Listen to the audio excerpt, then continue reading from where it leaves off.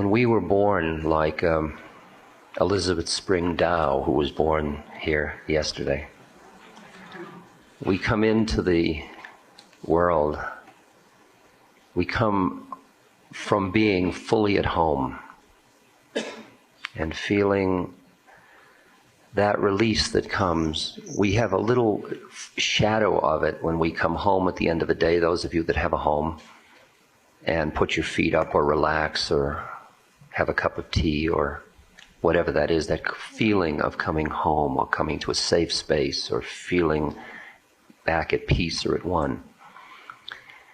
And when we get separated from that, and that separation, I want to keep reiterating, is created by the mind. That's what the basic issue of the ignorance that is the root of suffering that the Buddha keeps pointing out. The basic root of suffering is thought, the clinging of the mind to things which separate one from all of it. Now, once that separation has occurred, there is incredible pain. We can call it being thrown out of the Garden of Eden, we can call it original sin, whatever you want to call that. I mean, there are different metaphors within different systems. But there is incredible pain.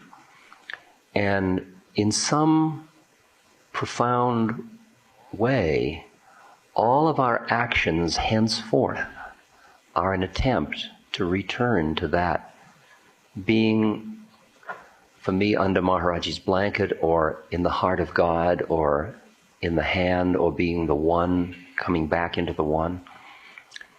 And we develop a whole set of techniques that we say make us feel good, give us a feeling for the moment of, yeah, ah.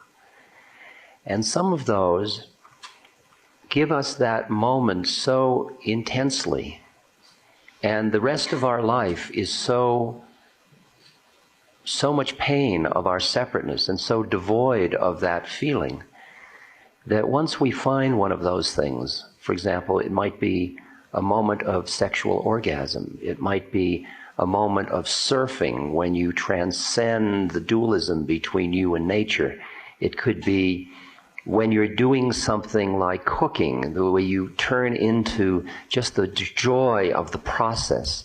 It could be any number of things. That when that occurs, and it works, it reinforces the behavior, and you start to do that behavior more and more because it feels good. It takes away the pain of the separateness. And the use of drugs, the use of material possessions, the use of relationships, all of it, when you get busy and get obsessed with relationships and wanting to get closer and closer to somebody, it is trying to get to the place where you come back into that oneness. It's that yearning, and you can feel it permeate the universe of people's consciousness. So when you look at addictions from that point of view, you see that it's not like evil, it is just an attempt to get back. The problem is that most behaviors that get you back is like what Maharaji said about drugs. He said it will allow you to be in the presence of Christ, but you can only stay 2 hours. He said it would be better to become Christ than visit him. And that's what you find out with most addictive things, that they give you a short rush, but they don't allow you to remain at home. They just allow you the taste of it. And then the minute you get thrown out because you weren't wearing the wedding garment, the minute you go back to heaven but you can't stay because you didn't come in through the right way, you end up feeling like I did something wrong, I'm bad. And then that starts a reaction of mind, so that you come down, then you feel guilt, I must be bad, I should have done something else. Why didn't I do the practices that would have allowed me to stay there rather than the thing that's short term? Because you see your predicament. What happens is that the opportunity for the immediate gratification It's like what's called, in the psychology, the choice of the little candy bar now or the big candy bar later. And with little children, they'll always grab for the little candy bar now because they want what they can get now. They don't have any delay of gratification. And spiritual practices, compared to having sex or compared to taking Coke or something, is more like delayed gratification versus immediate gratification. So when you start to stand back and see your predicament and see what you're doing, there is a way from a spiritual perspective in which you begin with that slight bit of awareness to extricate yourself from the chain of reactivity that we're talking about. The chain of reactivity that goes from, I'm feeling this hunger, and then I'll go for the gratification, and then, and then the coming down, and then, oh shit, and then I should have done it the other way, and then I'm bad, and there's a whole chain of thoughts that go on. Every one of those is just keeping the whole process going. And as you develop the spaciousness, you start to look at where you can intervene in the process of the sequence that goes on. As the awareness gets deeper, you intervene at different places in the sequence. For example, the yearning, the hunger starts, and like for me, for example, I've had strong addictions to food. So that when I am feeling unloved, I'll eat, and I'll get fat. It's a pattern. And then I'll hate myself, loathing because of my body and so on, and I'll go through it. Now, I understand the psychodynamics of that at one level, but let's take it from this point of view of the mind for a moment. The first place I began to intervene was when Munindra, my meditation teacher, said, Ram Dass, don't you see that it's just old karma running off? And I began to break in at the point that after I had eaten too much to reduce my anxiety because my mother fed me food when I was upset, and I learned that pattern and all that stuff, I start to, instead of going into I'm no good and revulsion and all the sequence, I break the chain at that point, and then I just go back into my spiritual practices. Okay, instead of carrying out that whole sequence, I shortcut there. As the witness gets stronger, you start to go back in the chain further and further until as the separateness is starting to come and the feeling of hunger, and as you're about to eat, you start to notice the fact that you're about to do that, and your mind anticipates the whole sequence, and you, in a sense, begin to see the emptiness of the form you're about to take. Now, if you try to stop it too soon using your mind to stop it, there's a residual backlash from it. So, I hope I'm not condensing. I'm trying to give a lot of teaching very fast. As I understand it, as I've worked with it, that one develops a lot of patience and a lot of gentleness with oneself. And generally, when people come to me with addictions, I'm inclined to say, start doing spiritual practices. Start doing the studies that will allow you to see yourself in a new way, that will allow you to understand what that hunger is you're feeding in a new way, to just get a little different perspective on it. Don't worry about the addiction. It will fall away when it will fall away. And when you do it again, just notice it. And the line I always used, how poignant I am. How poignant the human condition. I'm so gentle with myself. And what I have watched is the patterns of my obsessions and addictions have changed over time. There's no doubt about that. And yet I didn't deal with them directly head on for the most part. Because what you see is, and this is something that I'm sure I create a lot of waves in many people, including people that I love very dearly, that I'm close to, I see that a lot of the programs to deal with addiction end up creating a new addiction to being not addicted that is as bad as the addiction itself. That, I mean, when you meet somebody that says, I haven't smoked in 3 years, 2 months, 10 days, and 4 hours, you realize that their mind is as stuck as their mind was stuck in smoking. Maybe they won't die of cancer, but they'll probably die of uptightness. I mean, I'm being a little facetious, but in general, I'm saying that dealing with things that are, which you're caught in, the minute you start to stop them, you invest them in a way. And so my suggestion is that you just keep cultivating the practices. And every time you don't, see, if I get up in the morning and I got up and I decided to stay in the dream state and not get up to do my sitting, that could start a whole sequence of you're no good, you'll never get to God. But in the time I'm saying you're no good, you never get to God, I could have been doing mantra. And when I realized, and I began to sit in meditation and watch the sequence of my behavior, I saw that all my recriminations didn't help anything particularly. They weren't really functional, except trying to make me feel comfortable with myself. And the better thing would be, the minute I notice that I've lost it, or I've gotten caught, or I'm stuck, or I just start to do something. Just pick up a holy book, do a mantra, think of Maharaji, whatever, sing a song. I mean, I'll start driving to town, and I'm going to give a lecture, and I start to get uptight. Okay? Oh my God, do I know what I'm going to talk about? You know, and it's a neurotic pattern. I know it from years back. I can give you a whole psychodynamic storyline about what that's about. I look at it, I think, there it is.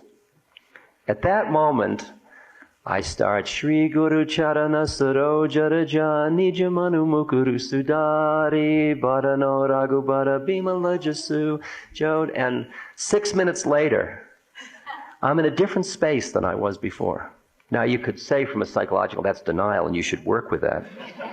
But the fact is that thus far, what's happening is it's getting less and less, and I'm able to hang in here now with very little of that old anxiety that used to be crippling. It used to be crippling. I've worked with some of it, but psychologically, but a lot of it is just, it's become uninteresting. It's just become uninteresting. And I just flip gears immediately. I flip gears.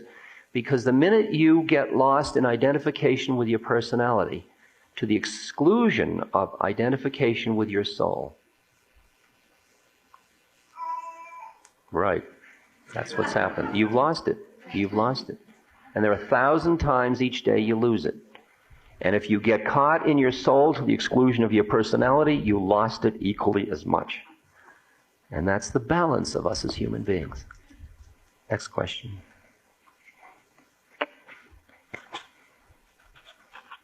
This has been quite a process.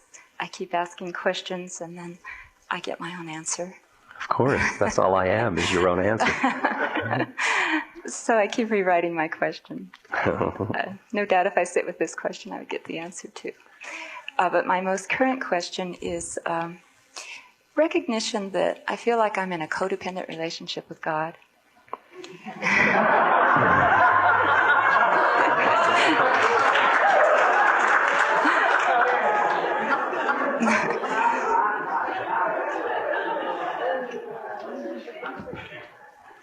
So what that means to me is that all the way that I know about relationship, about looking outside of myself and efforting and trying to get someone to want me and to love me and respond to me, that the way that I do that in relationship is basically how I see my relationship to God. And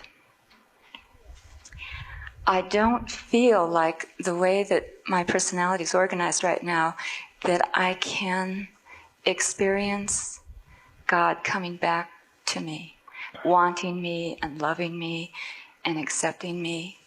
It's just the dynamic that seems to be really strongly operating in me right now.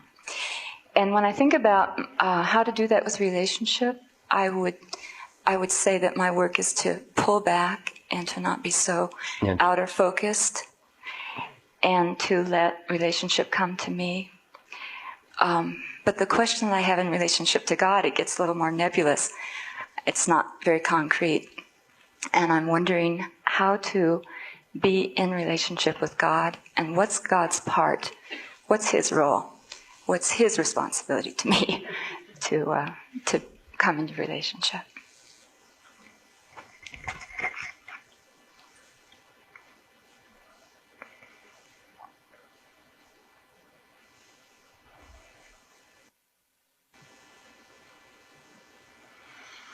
I think you're demonstrating in what you're saying the way in which psychodynamics are reflected in the way in which we perceive the spiritual journey.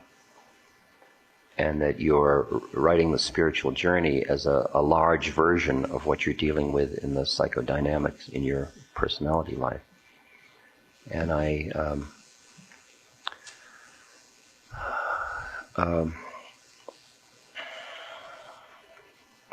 there are a number of ways that appear to deal with what you're talking about.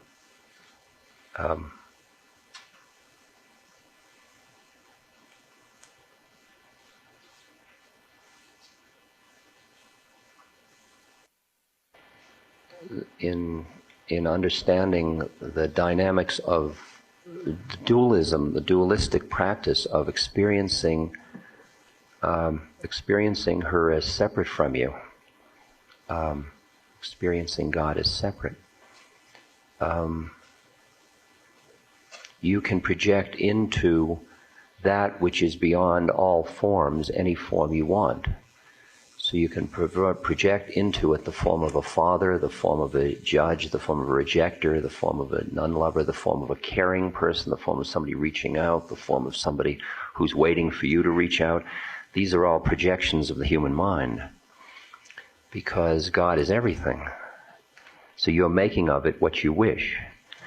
And it's, in a way, you're facing so much that you keep wanting to give it form, and the forms you choose to give it are based on what you need in symbiosis to your own needs and your own separateness. And so you always end up with a self-fulfilling prophecy of proving that you are not worthy and not enough and not, etc. And what I hear in it is the solidity of your identification of yourself with these particular psychodynamics. And so I can hear the way in which the mind is clinging to definitions of self.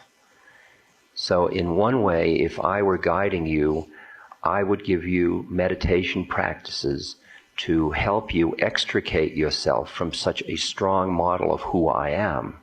Because that strong model of who I am only allows you to meet God in a way that is symbiotic or complementary to that particular model. So that's the filter through which you're meeting God. So the question is, do you loosen the filter? That would be one way of doing it. Okay.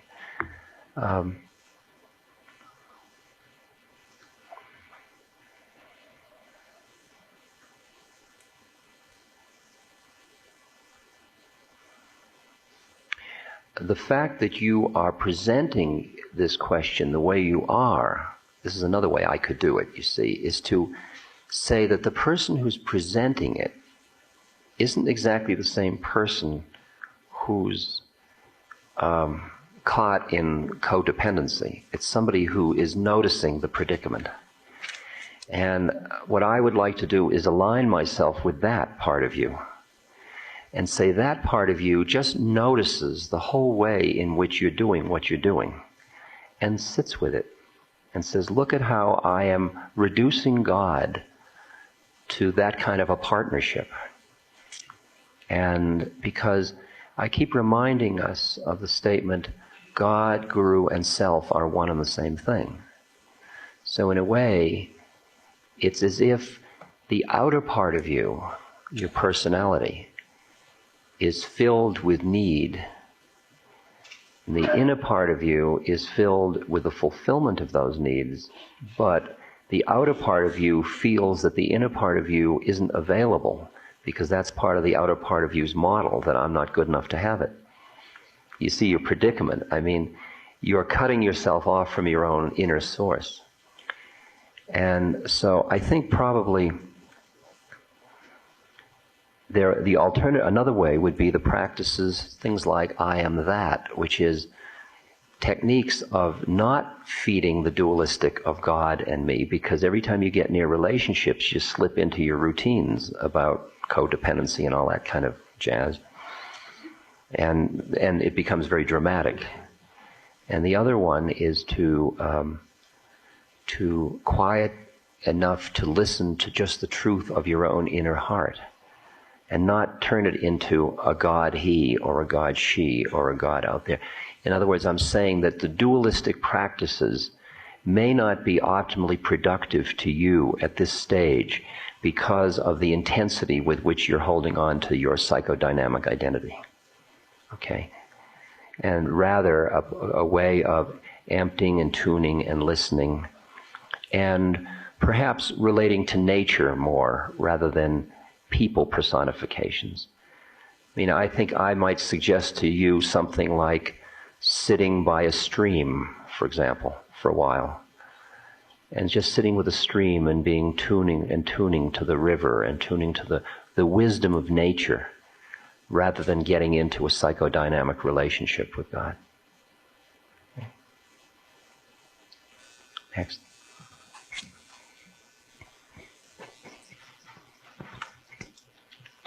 Could you give some specific techniques about dealing with greed and strong attachments, addictions? Get what you can. I've been doing that and it don't work. Aha! I'm tired of chasing my own tail.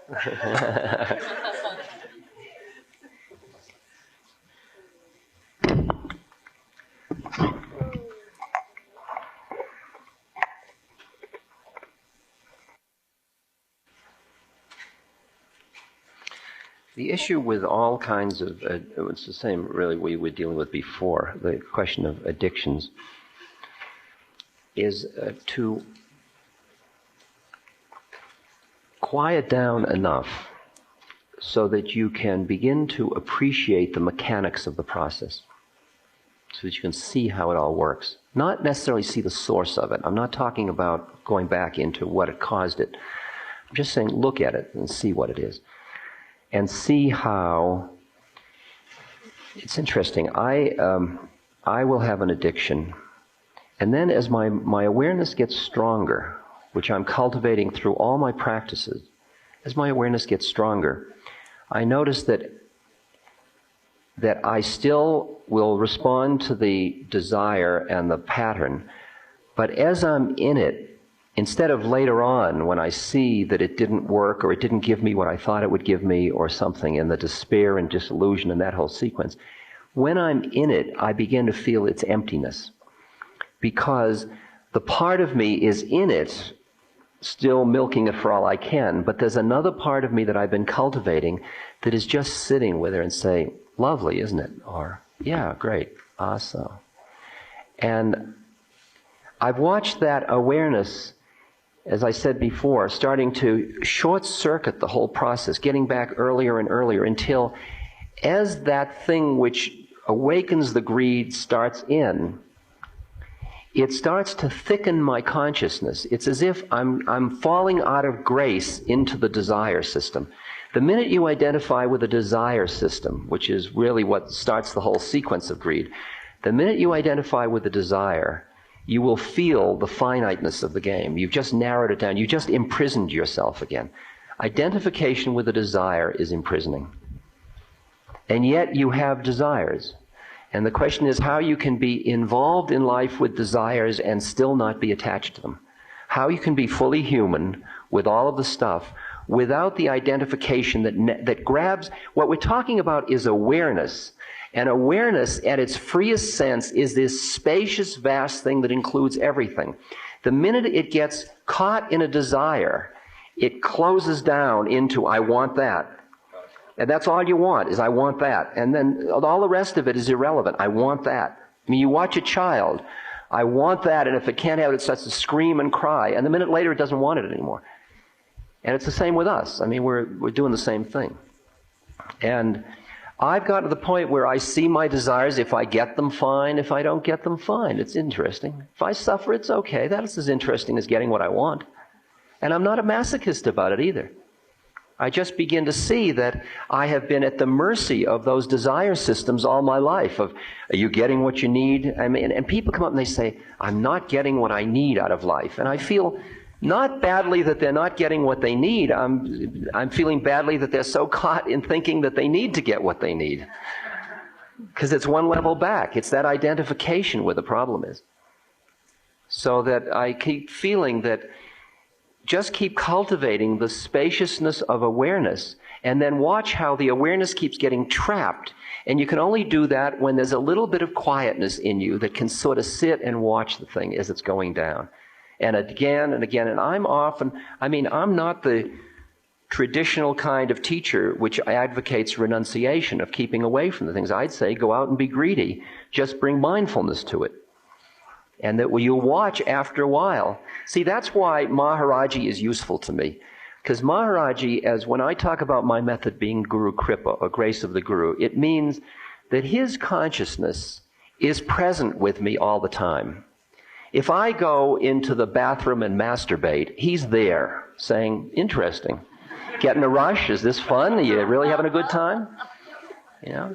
If I do something for the 40th time that is gratifying but is for basically an empty work of energy, he's just sitting there just with with love, total love. He's not judging me. He's not pushing me away. I can do that, but he's not. Having that consciousness around me all the time. I mean, I can feel that when there's an opportunity to have livelihood, that suddenly there's a chance to have more money in the scene. And I can watch that part of me that thinks I could get a little more money. In order to do that, I make another human being an object to get that more money from them, rather than what is a reasonable thing that allows us to stay us, which is called right livelihood.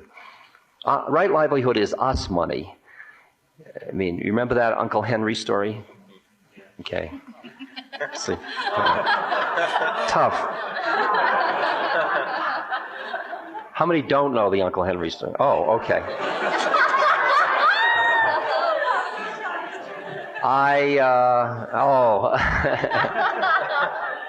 Assuming 10% are lying. Some years ago, we put out a 6-record album called Love, Serve, Remember, with a beautiful brochure of pictures and artwork and a box, and the whole thing was sold mail order for $4.50. And it was really a beautiful production, and we put a lot of love and attention into it. It had chanting and questions and answers and meditations and the third patriarch of Zen and Gospel of John in it and stuff. It was wonderful. I loved it. And my father, who was a president of a railroad at that moment, took a look at it and he says, impressive, pretty good quality. I said, yeah. He said, $4.50, that's pretty cheap. I said, sure is. He says, couldn't you charge more? He says, if you charged $10, would a lot fewer people buy it? I said, no. I said, $4.50 is what it cost us to produce, plus a reasonable return. He says, but if you charge 10, would a lot fewer people buy it? I said, no, probably the same number. He says, well, I don't understand. Are you against capitalism? And I said, no. I tried to think of how I could explain that to him. I said, Dad, you're a lawyer, and you've had a lot of cases, and I know that you take pretty good fees. Damn right I do. I work hard. I said, yeah, you sure do. I said, you remember last year you tried that case for Uncle Henry? Yeah. You worked hard, didn't you? You damn right I worked hard. I said, I bet you charged him a hell of a fee. He said, of course not. It's Uncle Henry. I said, there's my problem. If you show me somebody that isn't Uncle Henry, I'll rip him off.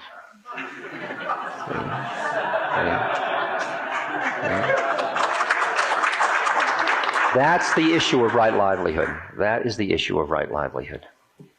That you charge what is enough so that you can look another human being in the eye as a member of the family and say, that's a fair thing for you to be paying for this thing.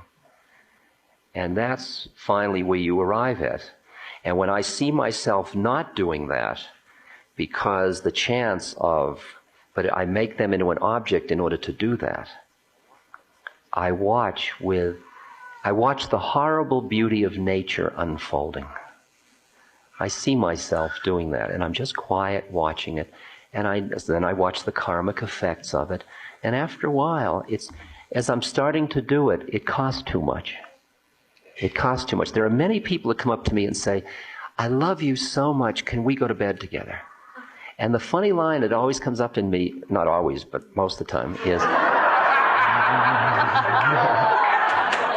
the funny line that often comes up to me is, we can't afford it. Because the karmic effects of it will be too great, because the amount of attachment inside of us, the way we're doing it. Can you hear the issue? Okay, next question. So keep on trucking, but with awareness. Yeah, exactly. Just be greedy. Yeah. I had a question, but I got so obsessed with it. And I know that pattern, so I'd start doing the Shirams. And then I fell into a sleep, and in the dream you came in and told me I didn't need to ask that question. So. Right, okay, so I took care of that one. That's great. I knew I couldn't get through 3 groups in the morning. All I have to do is use astral. I cheat a little bit. Great story, great. She's a true addict. See, she's the proof the method works. Thank you. Who's next? Hi.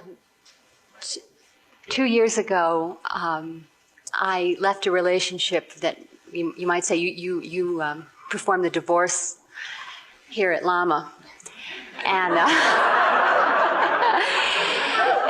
I left the relationship because the man who I really loved very much was really a sexual addict and couldn't give up being with other women, and I went into my fear of being lonely and alone and have really gone through a tremendous transformation. And during that time, in the last 2 years, my life has become very full, and I feel very connected to God, especially through nature. I have a lot of heart connections in my life, but the heart connection I'm yearning for has not manifested. And I have suddenly, in the last few weeks, come face to face with what I'm seeing as my own addiction, which is to connect in a loving way with a man, and how I act that out sexually. And I don't know, there's a question in here, but it's more of a very painful dilemma in which I don't know what to do with the fire.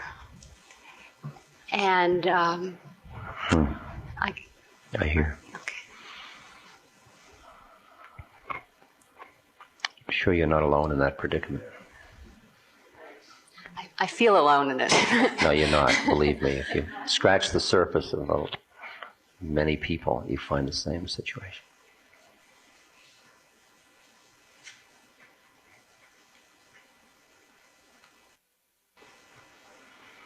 There's 2 parts to the question: is how do we understand intimacy, and what do we do with our yearning for intimacy? And the other is, what do you do with the energy?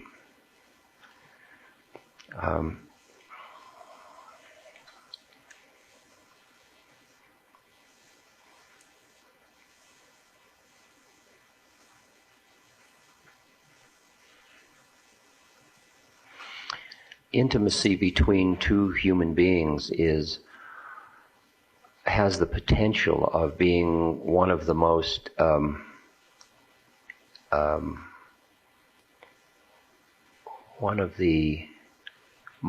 evolved ways of coming into spirit and coming back home. The intimacy that occurs when 2 people share awareness, when they have transcended the boundaries of separateness for the moment, whether it's through sexuality or through the quality of trust and love that develops until there is this awareness that they both feel that they are holding together, they're present in and delighting in separateness, and yet the experience of unity is a very highly treasured quality in the human condition, and it is a path to God.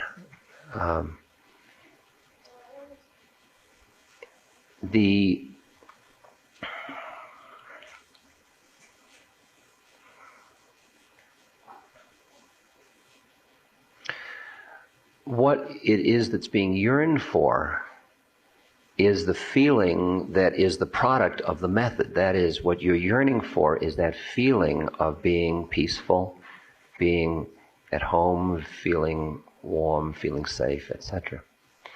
The method of getting there is the relationship with another person. The relationship with another person isn't the end point. It's the process to get to that state of, yeah, that you're not feeling. Right? So often the attachment to the method gets in the way of realizing the real thing about what the method was for, which is to feel that feeling of peace in one's being and at homeness and safety and softness and openness.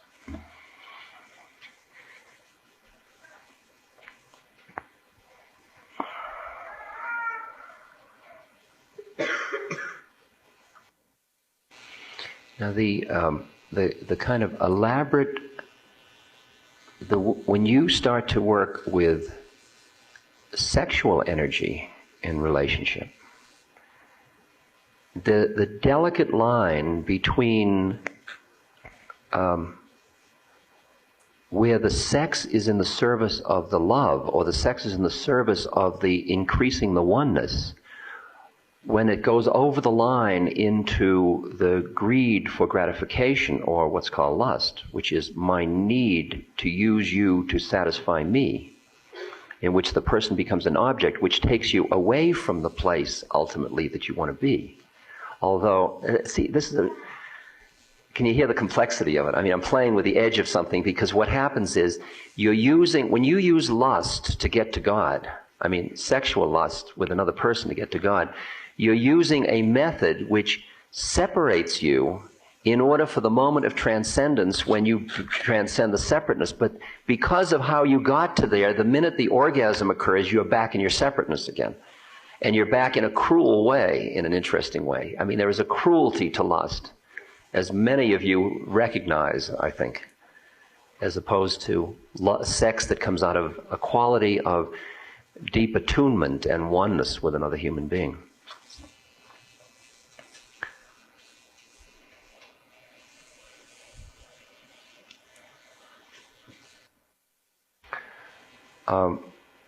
And just why your last relationship came unglued, which is because you couldn't transcend the objectness that sex gave rise to, the feeling of, in a way, that your partner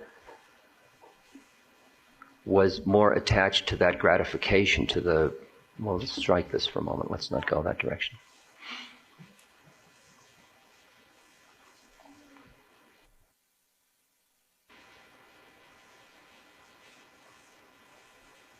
See, the harsh answer, the harsh spiritual answer, which we in the West aren't able to handle because of our myths and our models and the way we deal with personality, is Ramana Maharshi's line about sexuality between people. He says, what is it when two bodies rub together?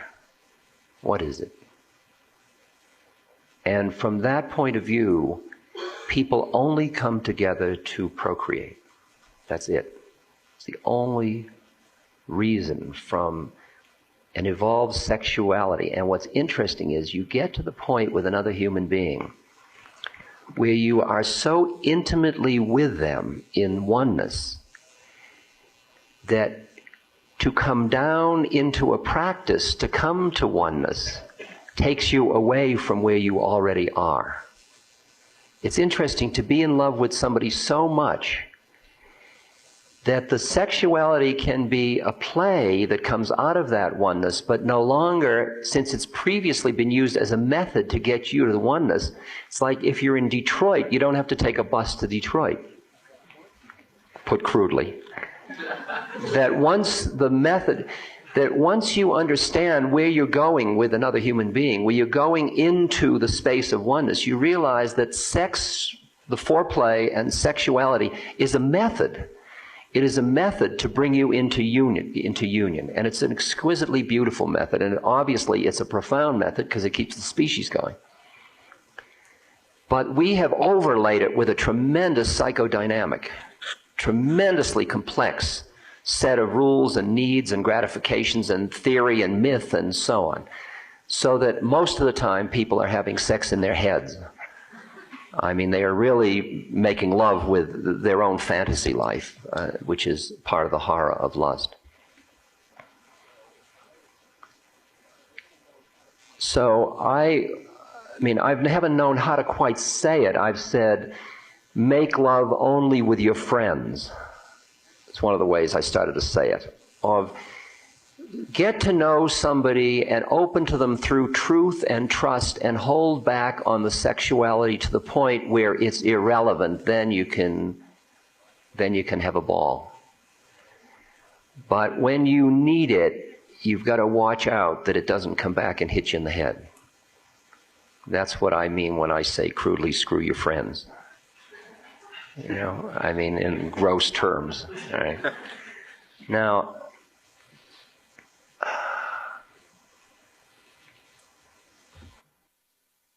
see, after living with somebody where I was absolutely delighted and thrilled and loved the intimacy of it and fed on it, and it was a deep feeding for me, I also saw that that wasn't the path that was suitable for me at this moment. And I saw why, and I understood it, and I can't go into all the details, but I understood that. And you can raise questions about it, but from my point of view, it was clear. And I am now living alone. And when I live alone, there is loneliness that arises. And that when you go to bed, it would be nice to have somebody's warm feet to snuggle with and so on and all that sort of thing. And I miss it. But that's okay. That's okay, because there is a way in which the complexity of that dance masks the deeper truth of it. I would suggest, I guess I'm tough in this, I would suggest that you allow yourself the grieving, and allow yourself the sadness, and allow yourself the loss, and allow yourself the I don't have what I want, and grieve and cry and do what you need to do until you can say, okay, and here I am. Until you can find the place in yourself that can be at peace without having what you want. Then you are in the optimum position to get what you want. Because until then, your need for it is creating something in everybody you meet that is reducing the potential of that relationship to be meeting a true being of spirit in the right place. Can you hear what I'm playing with? It's the statement in spirituality again and again, give up what you want and you will get it. But you can't say, okay, I gave it up, now I want it, because it's not clean enough. It really is a giving up, and it's a giving up into depth and friendship, and you go through a grief, you go through a loss. The grief, I'm not going to get what I want. And I'm going to be lonely, and it's going to hurt, and here I am. It's people that die they die young, or people that are sick, or people that are anything, or people whose child dies. There is a grieving process. Or when you lose a job, or you lose a dream, there is a grieving process. We'll deal with that in illness group, sorry. Won't cheat, okay? Sorry I took so much time with that one, because that's one that's relevant to a lot of us. Next. Any more? Yeah. Question. How can we diagnose the root cause of a negative behavioral pattern? The root cause of a negative behavioral pattern, and what bearing does this understanding have on rooting out the problem completely?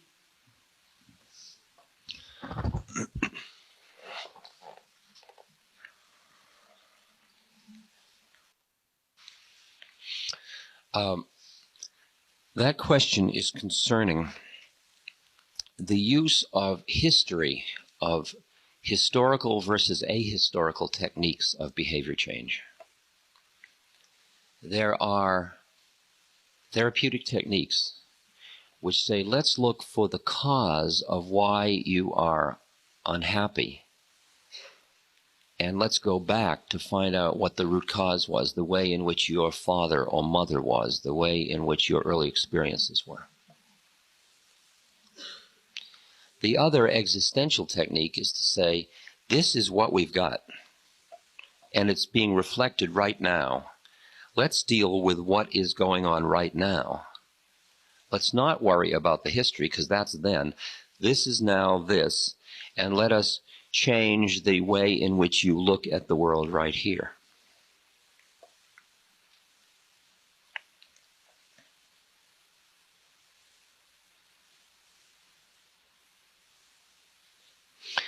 The power of historical techniques is mainly when there is a reliving of the early experience itself in such a way that there is an emotional catharsis that occurs. That is, there's an emotional release that occurs at that moment of reliving. To intellectually relive it doesn't do much. It just makes you very sophisticated about your neurosis. It doesn't necessarily get rid of much. You can give a wonderful story about your childhood.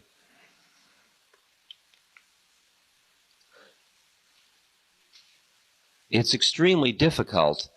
I mean, a lot of the rebirthing techniques, a lot of the regression techniques are all designed to emotionally reawaken those early experiences in a way that you emotionally go back into it and come out of it from a different place. They are difficult to do, and I'd say the success rate is, I don't know, it's not astounding. I wouldn't even hazard a guess about it. Certainly not more than 50%. That because that whole therapeutic technique focuses on that, when it doesn't work, the technique doesn't know what else to do, so it just keeps focusing on it and focusing on it and focusing on it, and it doesn't really go very far.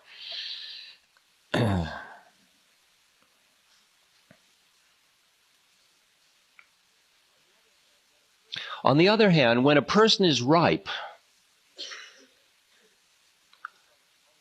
one of those moments can release a huge amount. So there is a timing and a ripeness for that process of using historical data as a release mechanism for a behavior pattern.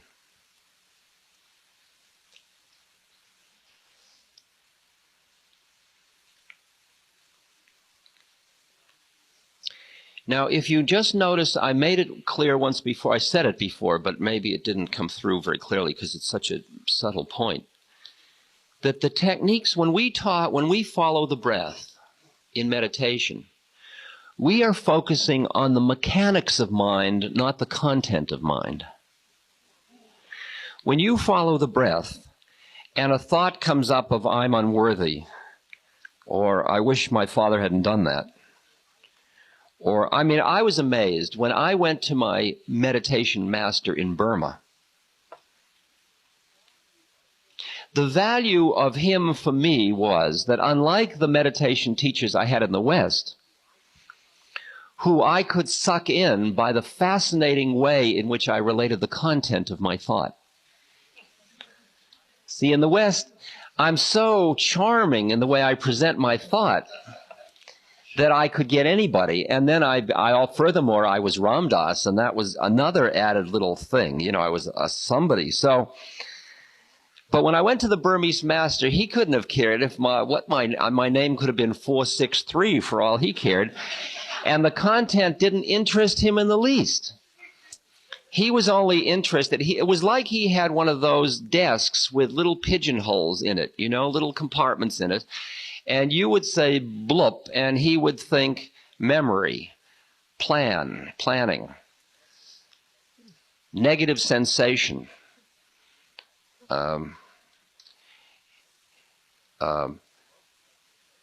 emotional state, positive emotional state. He had a set of categories for the way the mind was working, not the content of the mind. And at first, I thought, well, he's missing the essence. And then I realized how seductive the stuff was of the content, and what I was getting from him was he was freeing me from the content and merely focusing on the mechanics of the way the thought form was working. And so when you go into those kind of meditation techniques formally, what you do is you undercut the whole way in which content works, and you just get into mechanics. And as you keep opening and opening and opening and keep dusting away the content without focusing on it, without getting seduced in by its bottomless well of fascination, because we are all so fascinated with our own stories, you just start to get lighter and lighter and lighter and lighter until your mind just lets it go. And you say, but how can I let it go? I didn't understand it. How can I let it go? I didn't work it out. How can I let it go? I didn't cathart it. How can I let it go? I mean, I can't let it go. That's my personal history.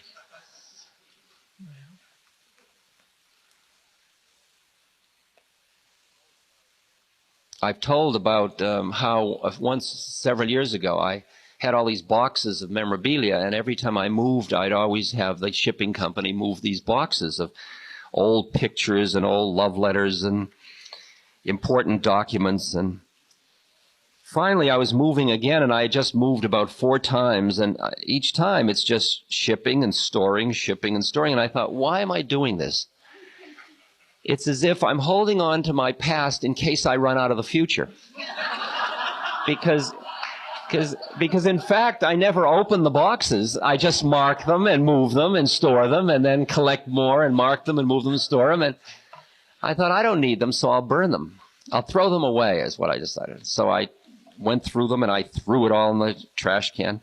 And I found myself in the middle of the night out going through the trash can because I woke up and I thought, oh my God, I threw away and I'd go out and I was going through, so I thought, no, I have to burn them. I mean, that's the only way to do it. So I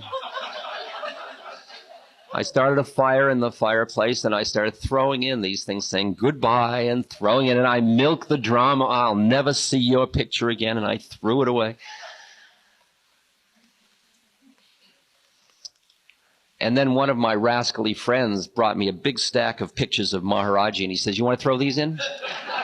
And I said, well, no, I still need those. I'm still using those. And now if I look in my basement, I got rid of about 8 boxes then, but I notice I've collected more, and I have another 5 or 6 boxes down there now, at least, besides the books. And I'll probably have another burning. Because both did I feel the sadness of losing my personal history, and also the lightness, and almost a surprising lightness of, I don't have that anymore. It's gone. It's gone. I'm free.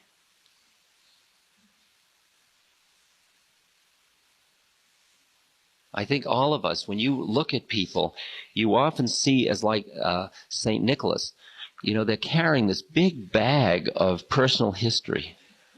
And they come in and they set it down, and they're just exhausted. I mean, God, this is who I am, and this is who I've been, and this is who my father was, and my mother was, and this is, oh, God. I mean, you sit down on an airplane, and you just say, hello, and 4 hours later, person has told you, they brought out Ollie, let me show you this one. And Then I had this brother who, and then I had this, and they just, oh, you have this, let me show you this one. And it's interesting. Everybody just keeps reciting they keep reinforcing their models of their own existence over and over again. Let me recite this one. Oh, no, it's my turn.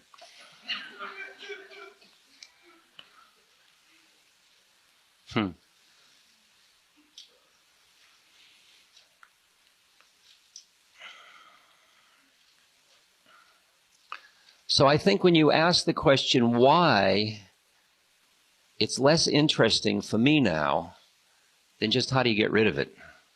Not why does it exist, but how do I get rid of it. I'm less interested in why I am the way I am than how to get on with it.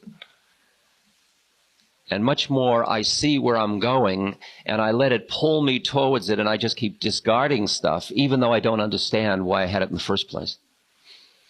So you can hear the predisposition. At the same moment, as I say, there are moments when you are so ripe to let go of something. I mean, I realized at one point that I was in a jealous rage over a relationship. Just imagine that. I'm sure none of you have ever been, except I've done interviews with all of you, so I do know. But I was in a jealous rage over a relationship, and I was crying and screaming and hating and loathing, and I thought, this is really thick. See, that's the little cloud, the little blue sky saying, this cloud's really heavy duty. And I thought, this is such an old pattern. It's so familiar to me. And I don't have enough discipline in my technique yet to get around it. I need some help. And what happened was a guy called me on the phone who the year before I had seen, and he was such a mess. And he called me up, and he sounded very light over the phone. And I said, why are you so light? You were such a mess. And he said, I've got this great Jungian therapist. I said, what's his name? I said, I'm going to go to him too. So I went to him. And we examined the situation, and then his mirroring allowed me to see some links, and I was so ripe for that at that moment that the minute I saw the link, something changed. And it changed for about 2 months. And after about 2-3 months, we had done what we could do at that moment. And what became apparent to both of us was that the work I had done on myself over the years, that I was a happier human being than he was. And then it became poignant. I mean, I was paying him, so I finally said, don't you think this is ridiculous? And then we just became friends. And that was that one. But there was a moment that was ripe just to see those things and get a mirroring for it and let it go. Questions? Yeah, this question's from the Mind Traps section of the fear group. Lovely group. It's about substitution. How do we recognize patterns of self-deception, compulsion, or addiction? When we do recognize and try to change these, how can we avoid substituting an old one for a new one? Thank you. Is the search for enlightenment not yet another cover for our fear?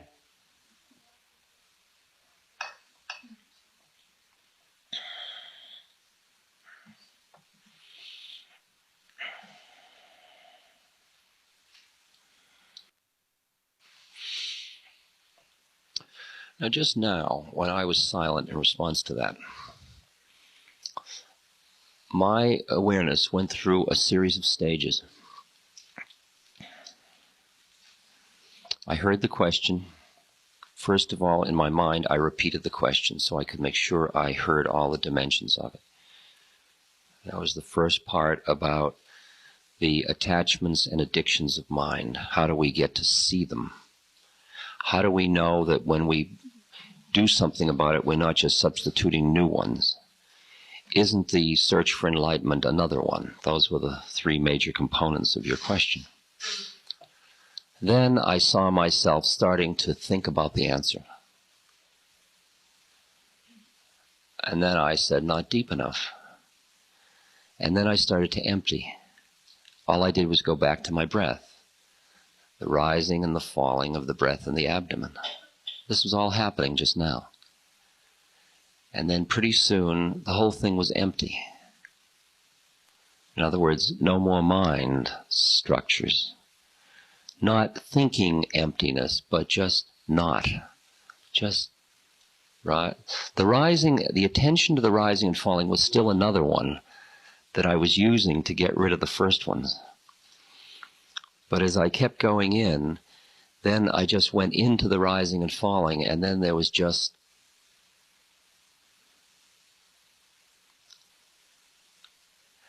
then out of that came this. Okay? Now, this is another structure of mind. What I'm saying to you now is another structure of mind. Do you hear what I'm saying? That is taking what you said and reorganizing it.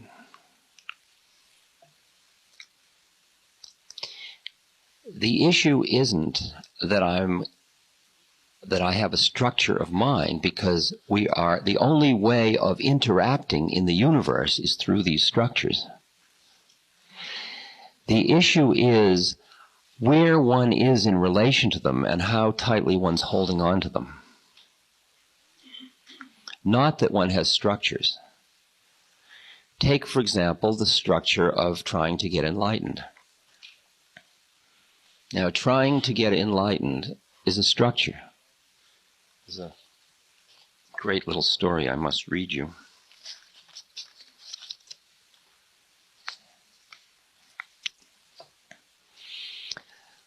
A young boy traveled across Japan to the school of a famous martial artist. When he arrived at the dojo, he was given an audience by the sensei. "What do you wish from me?" the master asked. "I wish to be your student and become the finest karateka." Is that karateka? Yeah. "In the land," the boy replied. "How long must I study?" 10 years at least, the master answered. 10 years is a long time, said the boy. "What if I studied twice as hard as all your other students?" 20 years, replied the master. 20 years, replied the student. "What if I practiced day and night with all my effort?" 30 years, was the master's reply. "How is it that each time I say I will work harder, you tell me that it will take longer?" the boy asked. "The answer is clear. When one eye is fixed upon your destination, there is only one eye left with which to find the way."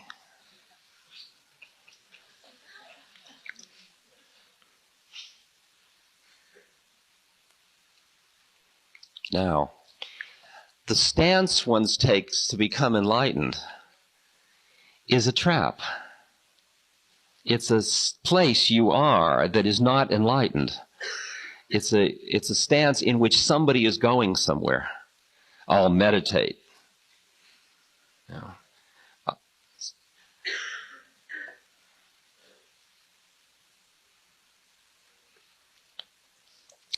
but as I told you the other day, the beautiful Ramakrishna image, when you have a thorn in your foot, one of the things if you're out in the woods you do is you take another thorn and you use the thorn to dig the first thorn out, and then you throw both thorns away. You don't save them. So in a way, understanding that all practices are traps of the mind, and you use a trap to get rid of another trap, but the way in which you take on the second trap is with intentionality and consciousness, and you see it as a trap I am using. While the first one you had learned so deeply, it seemed almost real. For example, most of the way you're thinking every day is so deep in, it feels like it's all reality. But as you keep doing the following of the breath, it keeps forcing you to see the way in which you are manufacturing the structure, the habitual structures of your own life. And as you go deeper and deeper, you begin to see the little ways in which the mind keeps recreating your own existence. That happens in the deeper meditation practice. Now, once that is all loosened up, then you've loosened up the old ones that were so deep in you didn't even notice they were there. Then the whole practice of following the breath is just another one you're going to let go of. You don't want to end up just being a breath follower. You want to end up being free, okay? And what is important is that you have a kind of a light appreciation of the traps of expectations. As Hans said to me the other day, he said, expect the unexpected. It's a nice one. Always expect the unexpected, but that's still an expectation. And there's a great story of, you know, the Sufi sort of wise man named Nasruddin, who's really, he's like somebody that's kind of slovenly and always kind of seems like kind of stupid, but it's that incredible kind of wisdom that he has that the Sufis know how to do so well. And Nasruddin was very unreliable and very undependable. And he went to his neighbor and he said to his neighbor, I would like to borrow a pot. I'm having my relatives in for dinner and I need a big pot. And the neighbor said, now, Nasruddin, you're very undependable and unreliable, and I really don't want to entrust my big pot to you. Nasruddin says, please, please, I promise I will bring it back tomorrow. I absolutely promise on Allah. And finally, the neighbor relented and said, all right, if you will bring it back tomorrow, I will give you the pot.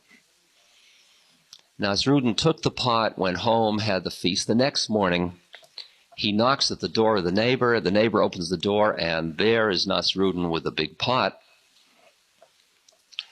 The neighbor says, Nasruddin, you brought back the pot. Nasruddin says, yes, of course. And the neighbor looks inside the big pot, and there's a little pot. And the neighbor says, what's the little pot doing there? Nasruddin says, the big pot had a baby. So Nasruddin was delighted. The neighbor was delighted, of course. And he said, oh, thank you, Nasruddin. And he took the pot, and he was so happy. About 2 weeks later, Nasruddin came to the door, and he said, I'm having another party. Could I borrow the pot, the big pot again? Now, be now in the neighbor's mind, you see. The neighbor says, of course you can, Nasruddin, right? So Nasruddin takes the big pot, goes away. The next day, no knock on the door, no Nasruddin. The neighbor waits another day, no Nasruddin. Finally, the neighbor goes to Nasruddin and says, Nasruddin, where is my pot? Nasruddin said, it died.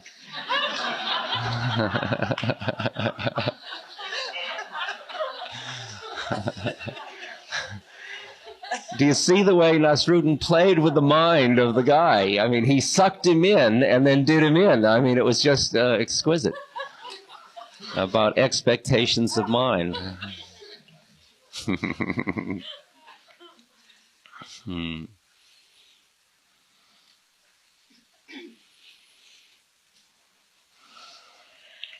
In relation to the first parts of your question,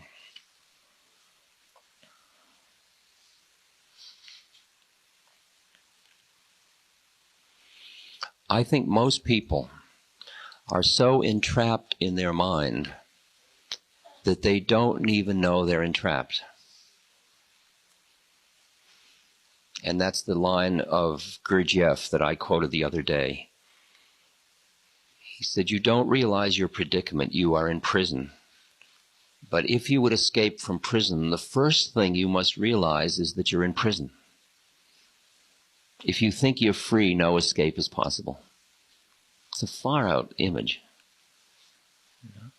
Most people do not have, they don't identify with the little blue space. They don't identify with the part of them that sees the predicament of the rest of them. They are just so busy being the reactive part of themselves, with their righteousness and their fear and their determination and and their pity and all those kind of human emotions.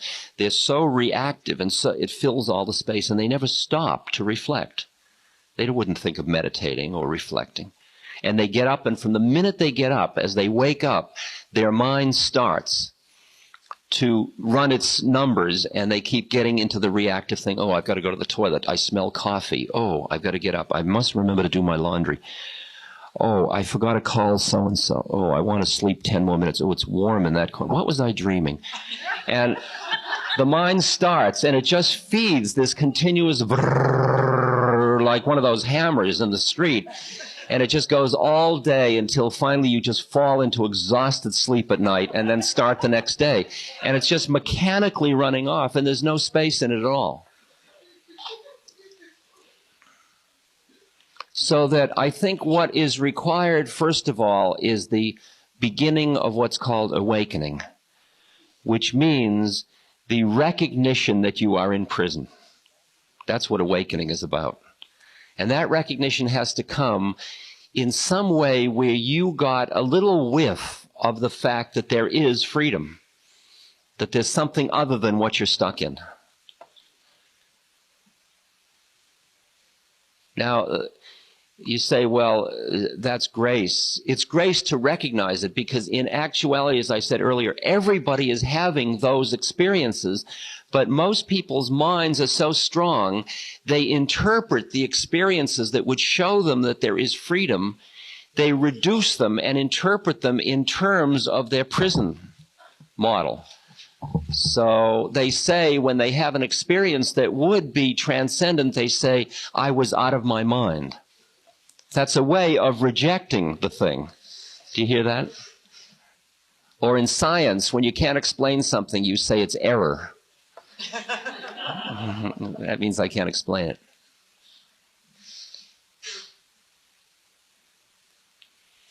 Once you begin to awaken, then you have a little bit of leverage from which to see your predicament.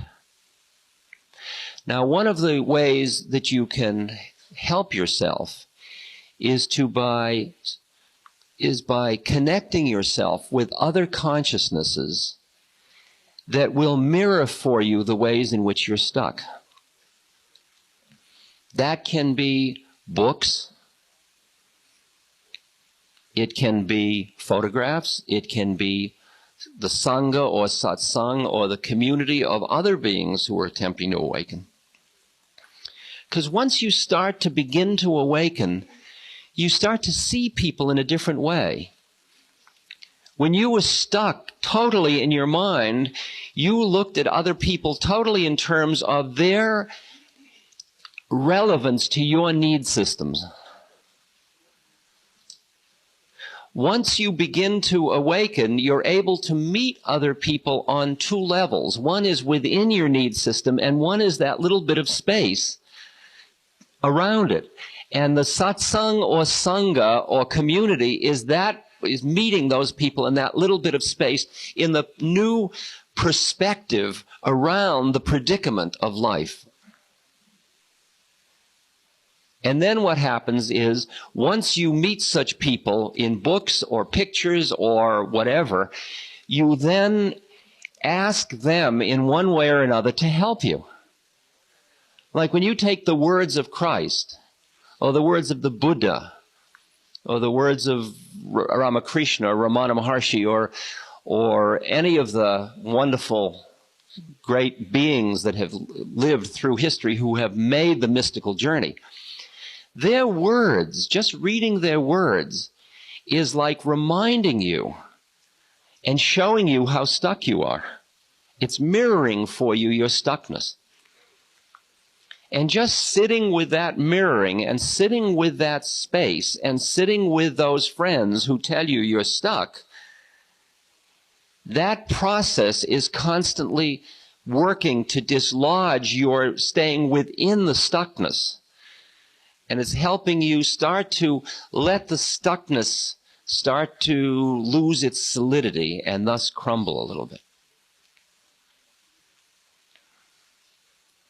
Of course, the problem is that the way in which you're stuck so fulfills your need for security, because even though you're stuck, it's home. I mean, even your neuroses are familiar. You know, I'd rather have a familiar neurosis than be out there, you know, like flying. You know?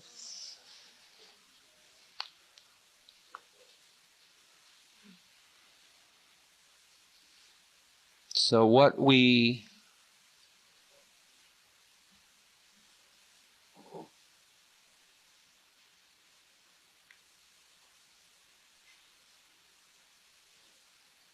So seeing your addictions of mind to this is who I am and this is how the world is not just, it doesn't just drop away because you see it, because there's still a lot of juice to holding it.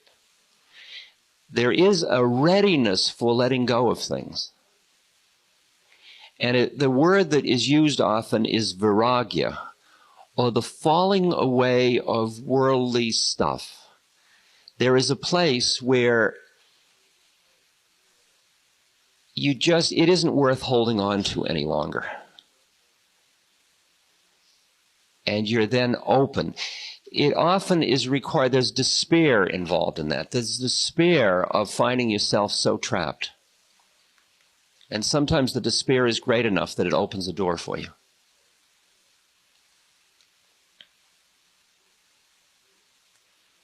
It is true that what most people do is that they substitute immediately a new structure to feel safe in for the old structure they got rid of.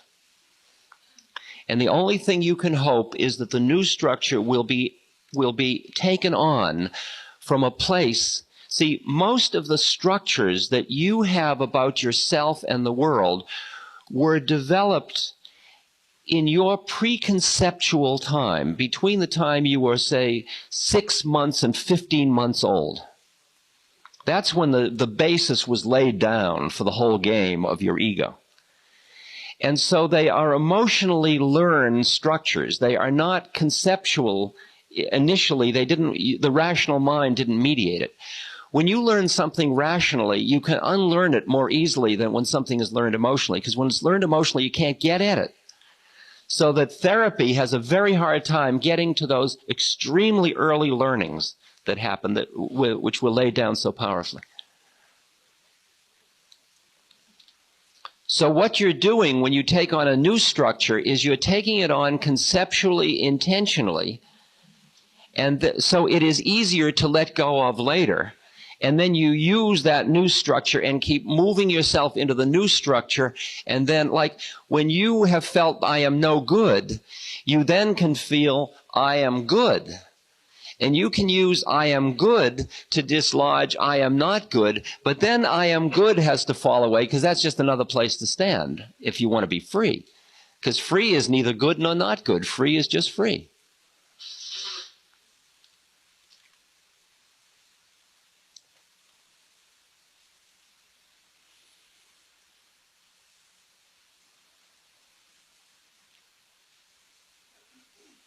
So you get help from your friends, a little help from your friends, whether it's books or people or pictures or images. You cultivate the witness. You intentionally take on new models in order to dislodge old models. A lot of traditions teach a model for looking at the universe and looking at yourself. and they let you intellectually learn the new model, and then you keep learning it and practicing it and talking and practice talking from out that model, and you're slowly substituting that model from the other model. Ultimately, the art is that you need models to function in the universe, models of mind. You need structures, but you hold them so lightly. You hold them so lightly. Like when the Great Way says, the Great Way is not difficult for those who have no preferences. It doesn't mean that you don't have preferences. It means that you are not attached to your preferences. It's like, would you like chocolate ice cream or vanilla ice cream? Well, I'd like chocolate ice cream. That's a preference. I'm sorry we don't have any chocolate ice cream. Well, then I'll take vanilla ice cream. That's different from no chocolate ice cream. Oh my God. You know? Okay.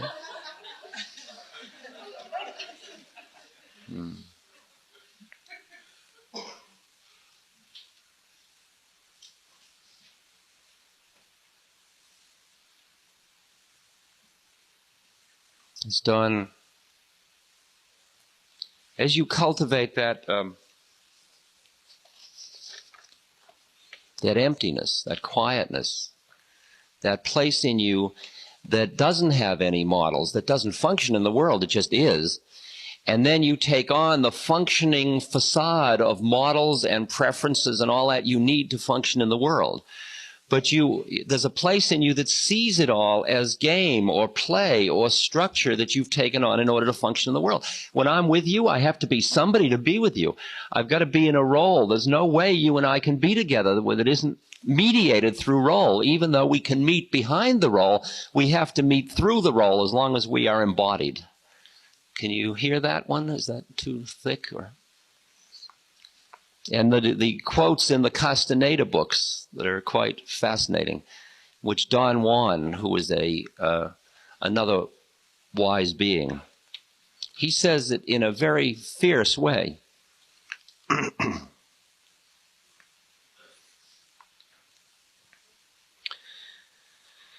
He says, a person of knowledge chooses a path with heart and follows it, and looks and rejoices and laughs and sees and knows that his life will be over altogether too soon, knows that he as well as everybody else is not going anywhere, knows because he sees that nothing is more important than anything else. This is when you're sitting back in there. In other words, a person of knowledge has no honor, no dignity, no family, no name, no country, but only life to be lived. And under these circumstances, her or his only tie to fellow humans is controlled folly. Thus a person of knowledge endeavors and sweats and puffs, and if one looks at that person, the person is just like any ordinary person, except that the folly of life is under control. Folly of life is under control. In other words, the mind models are intentionally taken on. They're not unconsciously, you're not stuck unconsciously with them. Can you hear that? Mira gave me this fascinating set of letters that occurred between Bill Wilson, who was one of the founders of AA, and Carl Jung. And what had happened was